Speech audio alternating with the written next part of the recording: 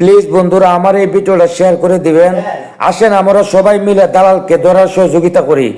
মানুষকে কত লোভ দেখাইয়া লিবিয়া পাঠাইবো, তারপরে মাফিয়ার কাছে বিক্রি করব, তারপরে ওদের বাড়ি ঘর বিক্রি করব, লক্ষ লক্ষ টাকা নিব, তারপরে লোকগুলা মেরে ফেলবো। সবাই ভিডিওটা শেয়ার করে দিবেন প্লিজ বন্ধুরা। বাঁচবে আর ৩০ মিনিট, তাই মায়ের কাছে হাত জোর করে মাপ চেয়ে নিল ছেলে। মৃত্যুর আগে এভাবেই আর্তনাদ করেছিল রাসেল। পরিবারের সচ্ছলতা ফেরাতে ভিটেমাটি বিক্রি করে প্রবাসে পাড়ি জমায় ছেলেটি।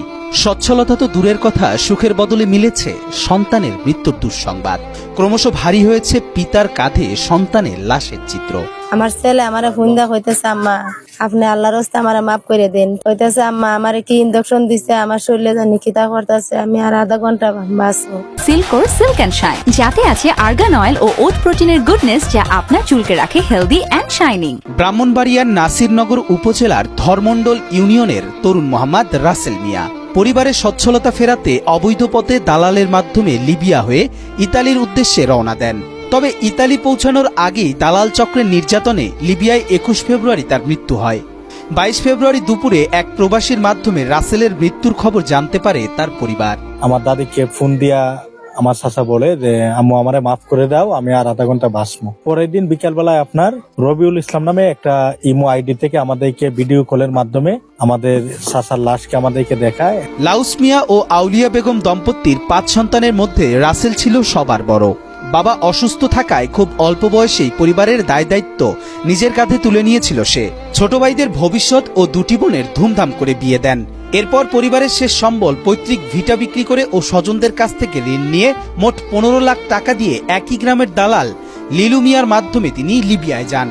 10 লক্ষ টাকা দিয়ে কন্ট্রাক্ট করে নিছিল যে আর 1 টাকাও লাগবে না। এখন নিয়ে দাফে দাফে নিয়ে আমাদের অনেক টাকা রোজগার করছে। বিডা বাড়ি যেটা আছে, সহায় সম্পত্তি যেটা আছে সব বিচলি বিডা ফোন তো বিক্রি হয়েছে আমার চাষের ঘর, তাই আমরা কথা ছিল লিবিয়া থেকে তাকে ইতালিতে পাঠানো হবে, কিন্তু লিবিয়ায় পৌঁছানোর পর তাকে স্থানীয় দালাল চক্রের কাছে বিক্রি করে দেয়া হয়। এরপর শুরু হয় নির্যাতন।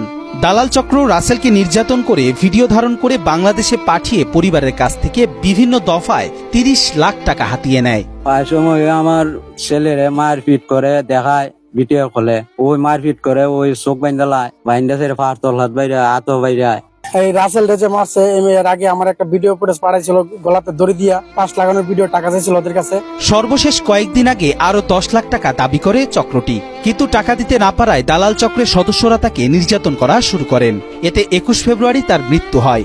এদিকে রাসেলের মৃত্যুর খবর ছড়িয়ে পড়তেই ধর্মণ্ডল গ্রামে দালাল লিলু মিয়ার বাড়িতে হামলা করেন ক্ষুব্ধ এলাকাবাসী।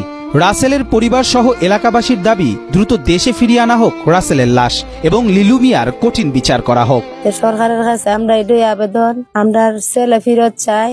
এই যে দালালের ফাঁসি আমরা চাই, এই যে লাশটা সরকারের কাছে আবেদন এটাই যে লাশটা যাতে মা বাপেরা তো লাশটা ফাঁসাই দেয়। বাংলাদেশ আইন শৃঙ্খলা বাহিনীদেরকে আমি দৃষ্টি আকর্ষণ করছি, আপনারা এইসব দালাল এবং মাফিয়া চক্রদেরকে আপনারা আইনের আওতায় আনুন। এদিকে উপজেলা নির্বাহী কর্মকর্তা রাসেলের পরিবারের পাশে থাকার আশ্বাস দিয়েছেন।